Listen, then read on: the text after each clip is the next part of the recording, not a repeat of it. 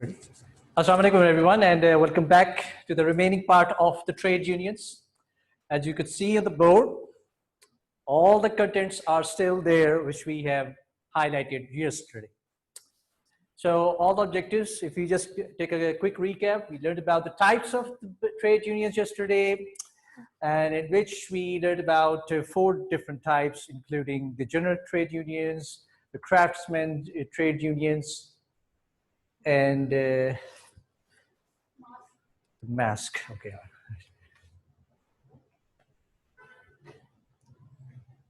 That's better? Okay. So today, carrying on with the types, the craftsmen trade unions, we got the white collar trade unions, we got the general trade unions, and we got the industrialized trade unions. And we then talk about the responsibilities by claiming the wages, having better working condition, and so on and so forth. Onward, we learned about the collective bargain, which we learned that how a group of employees who are representing the trade unions, how they negotiate and bargain their demands with the employer or the owner of the business. And so far we learned about the base for the wage claim. What are the reasons? There were like 4 different reasons which were highlighted there. And we were left with the strength of the trade unions. And this topic which I'm adding today in the board again, that is the usefulness of trade unions. Do you think that trade unions is a good idea to have in any economy or in any country or for any firm? That is something that's going to be part of our discussion today. So you can see this, it's not a very good diagram which I could make, but this shows the strength of trade unions. When we talk about the strength of trade union, we are actually concerned how powerful or strong they are. If you're strong enough, you're more capable to have an effective bargain. You're more in a position to get your demands met by the owner of the business.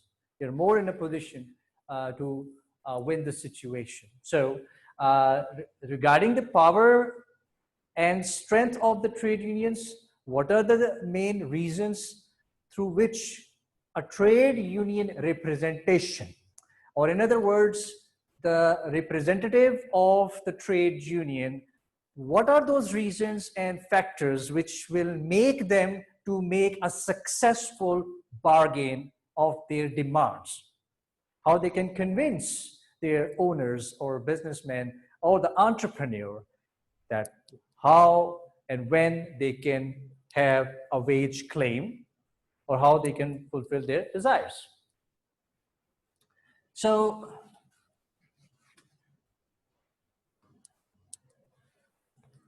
on the top of the list, we are going to have the reason that when the trade unions consider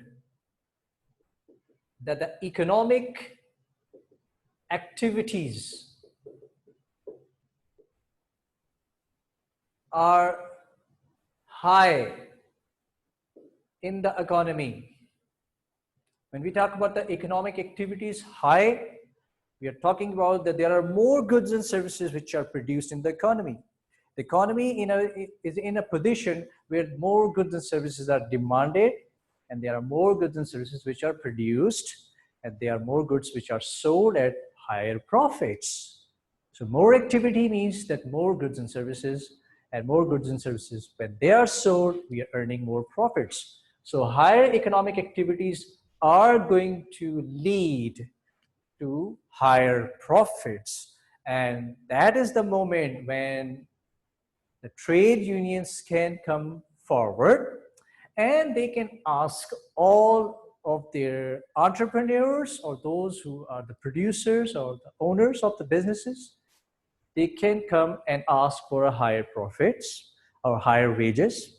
So this is something which is a very important factor or reason through which we can understand that when the trade unions are more in a stronger position, could convince their owners or employers to claim for higher wages. So this is one reason. Okay, number two, why do you think that the trade union will be more stronger? They are more in a strength to ask for a higher wages. What makes them more stronger?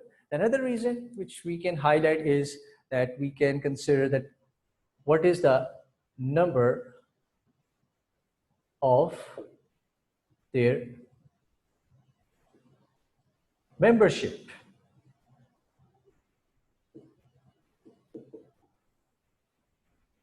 A high number of membership means, let's suppose there are like 100% of workers, out of which 80% workers belong or they are the members of the trade unions. That shows a higher number of membership. You must remember that the trade unions are always giving membership to those who want to get benefits. Those who are the non-members are going to get least benefit. So only the members of the trade unions are getting the benefit. Now it's the choice for the trade union for whom they want to give membership. They can even restrict according to their requirements. So if the membership of the trade unions or the number of the members are higher in any firm or in any business organization, that means they are more in a stronger position and they are more in a footings where they can convince and force their employers to fulfill their demands, such as wage or any other thing. But the question is how it makes them stronger. It's very obviously, if the 80% are the members, if they go for any industrial action, such as like a strike, it's going to badly affect the production. That means that the higher number is going to give more strength to the trade union. Another reason which can make a trade union more powerful, if they are more skillful. Or in other words, a high skill professionals are more stronger in terms of gaining their strength as trade unions, and they can convince more of their employers. Now, who are the skilled professionals? It's very obvious. Some of the common example which I can share you might have observed in your life in daily routine. You must have heard about the Young Doctors Association when they went for a strike. Do you remember that? If you're not, you can check with your parents, those or maybe those who are more listening to the news. Many times you must have seen, you will find out that the Young Doctors Association is one of the trade unions of the skilled workers. Now, that association is a trade unions of the highly skilled people. Now, they are highly skilled. So what happens if they go for the industrial action? The patients will be suffering. And their employers, especially if it is the governments, they have to kneel down and they are going to fulfill their desires. And what was their actual demand? That was the wage claim, of course. So all the Young Doctors Association, they asked for a higher wage claim, and for that they united together, and due to this factor that they were skilled, they were in a position to show their strength, and that's how it worked. Similarly, another example which we can quote over here is like Pilots Association. Now the pilots can have data. Now they are also skilled workers and highly skilled. But let's suppose if they go for any industrial action, what happens? The government or the employer will find, they will not find the exact labor or that skilled labor immediately. So what happens? That they are going to fulfill their demand. That shows their strength again. So the more skill you have, and if you form a trade union, you are more stronger than those who are little unskilled. Okay. Another reason that how you can make your demands fulfill or you can show your strength as a union is about the consistent demand of the product. Now it includes anything, any product which you think that it has a continued demand throughout the year and onward, that is going to make them more of like showing their strength. They can go and they can convince. Now just imagine if the season or not season, if their demand is still going on, they are in a position that if they go for any industrial action, the producer can't afford that at that moment. So what happens that if the demand is very consistent of that product, you will always need those workers all the time over there to work for them. So the consistent demand of the product, that is again going to make a more stronger trade union. Okay, so that goes with our second last chunk, the trade union and its strength. Now we will come to the usefulness of trade union. This is something which is very important for us, that what are the role and what do we think, that are the trade unions okay, or are they good for the economy? Are they good for the firms? Are they good or are they evil? Are they putting some negative impression? So we are going to find out this. Now, this can be a big question from the examination that you can put an argument on it.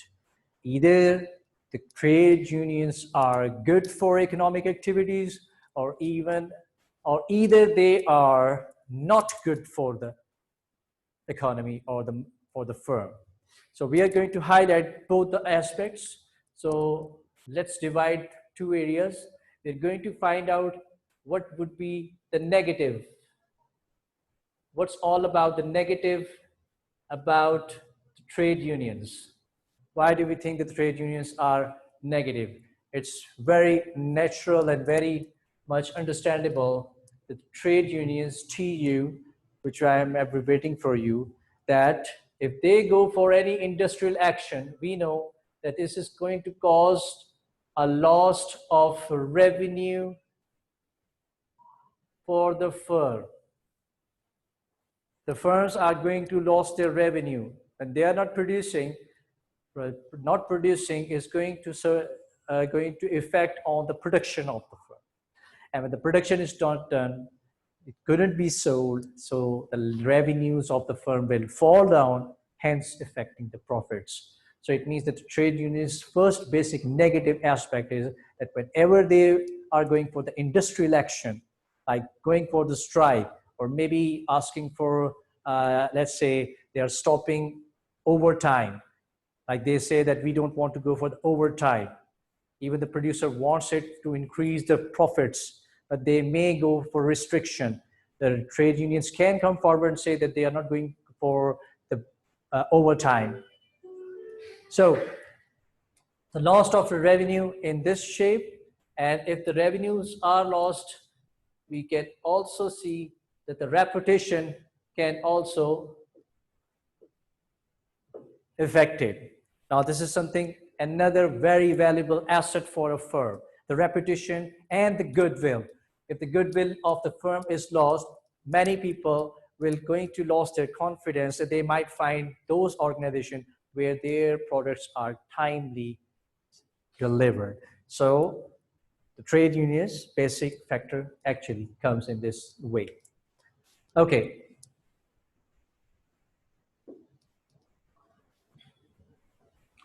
So there is another reason which we can highlight over here, that when the firms, they need to produce more as per their requirement in the market. So the workers are sometimes indulged in overtimes. And if the trade union stands by and asks that they don't want to go with all those overtime, and maybe they would stop working for certain, and they might restrict their timings. Like we discussed this in our last lesson, that maybe the working hours are restricted by the trade unions, that they shouldn't work more than that time. So that is definitely affecting the production of the work of the firm, of the organization. So when it's time to produce, when it's time to work, something is given priority, and that is how the firms will grow and how it earns its profits. Because if the profits are earned, if the firm is growing, there are more benefits to all the stakeholders of the firm, including the workers. But the trade unions can stand by and may raise these issues that they will never like to go for such overtimings, and let's say they will not go for the overwork. So these type of steps are sometimes also affecting the cost and flexibility of the firm. Now it is affected when the firm has one slogan. Like most of the firm, they have one very basic slogan, that work to rule. Work to rule is very simple to understand. Like if you work, then you're going to rule the market. You're going to face more better uh, competition in the market. Your rivalries will not be defeating you in terms of producing and earning profits. That's the competition market, and definitely in that competition, when these kind of elements, they are going to invade, just holding the banner of protecting the workers unnecessarily, and this is going to affect the cost and flexibility of the firm. That means if you have this rule, work to rule, and at this time when the firms or the trade unions are saying that they are going to have a ban on overtime work, what will be the effect? You can understand that very clearly. If they are going to be banned on the overtime, you can't work, so you can't rule. So you need to have this thing in the minds while you are driving a firm's production. So if there are more trade unions with this, even with the strong elements, when they are more stronger to like bargain with you and they influence you adversely, then definitely these are going to be the negative impact on the production. But on the contrary, if we see the positive side of the trade union, we have some benefits as well. First of all, it's going to be less time consuming. Less time consuming. In what shape the less time? The businessman is so busy in his work that he has sometimes find difficult to have an individual negotiation with all the workers. If you have like 100 workers and you have to discuss and negotiate with each one of them, it may take more time.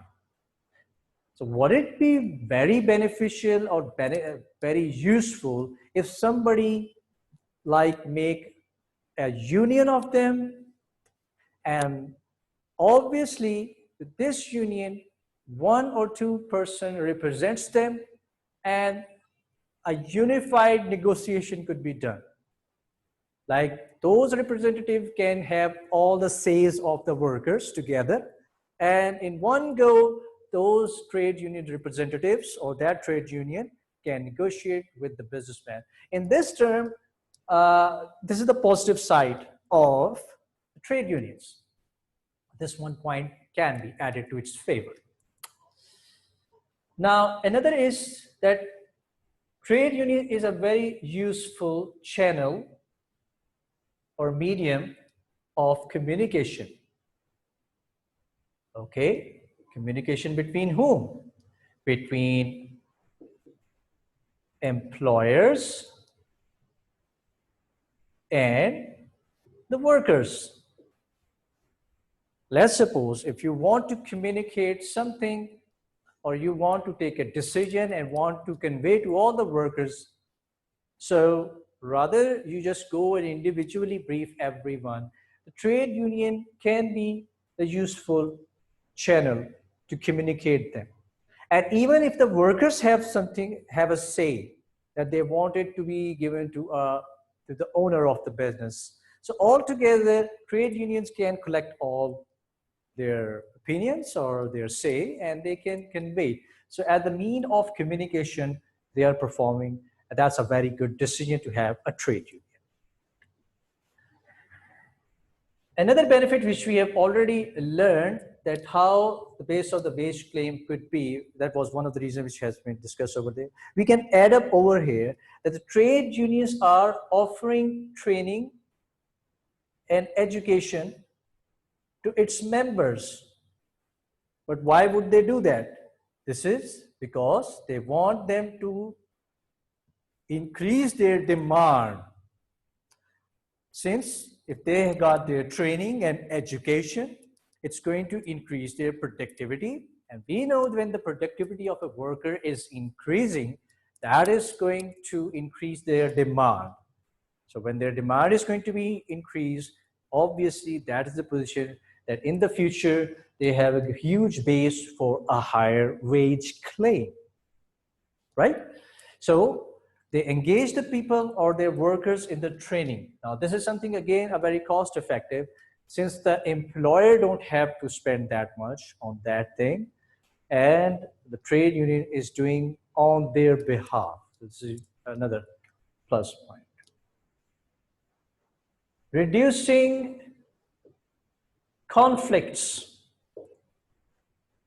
This is very obvious that the workers and employers, they can get conflicts. While they're working, something gets in where you can, some fronts can be created among the workers and the employers. Maybe the workers didn't like the decision, maybe they didn't like the behavior or the policy of the firm. And this sometimes creates friction. It creates conflicts. So having the conflicts in yourself, it sometimes outcomes with negative impact on the production. You can clearly see if you don't feel good at your heart and if you feel like it's what's the use of like learning economics at the moment on online. So what is going to happen? You're not going to put up that, or you're not going to give your best. But if somebody realizes that somebody in the between represents and tells you what is the importance of that and why they are doing so, then that is going to give you a benefit. Let's say somebody tells you in between that if you're not going to have those online classes, what happens? Then maybe at the end, like this year, the Cambridge awarded the grades on the basis on your pre-mocks. And when now, if you don't do that, maybe these all workings you're missing at the moment is going to reflect your final grades. So what happens that if there is any conflict or any resistance in doing so this middleman work can put you into work. Anyways, this is something I'm giving you an example just to convince you even that you should not let your work go this way, but you should start working and submitting your assignments. Most of you are doing, but some of you are not doing at the moment. So a very slight message between my lesson, which I have just conveyed you. So anyways, coming back to the production again, if there are conflicts, you are going to not show your best in terms of putting your efforts. So the production is going to be affected, but the trade unions can remove those conflicts between the owners or employers and the workers. Another benefit which we can get. And last but not the least is that even with the trade union, sometimes the non-members, those who are not the part of the trade unions, in general or overall or collectively, what the benefits all the workers are gaining, like let's say the trade union was successful in gaining a very good working condition for the workers. Let's suppose there was no proper ventilation in a hall where they were producing. So putting up a very large ventilating exhaust over there is going to benefit those workers as well who were not the part of the membership or the trade unions. So this is how all the workers, even they are the part of the trade unions, even they are the non-members, they will all get some benefits. Okay, dear students, so that sums up our whole topic of the trade unions. All the objectives are there with you. We just added today how this trade union is going to be more stronger and how the trade union can be useful or not for the businesses. So these are some of the topics which we can have in our minds in attempting any question. So you'll be receiving a worksheet and I hope that you will submit timely. So you have a good day and have a nice weekend. I'll see you on the next class. Allah Hafiz.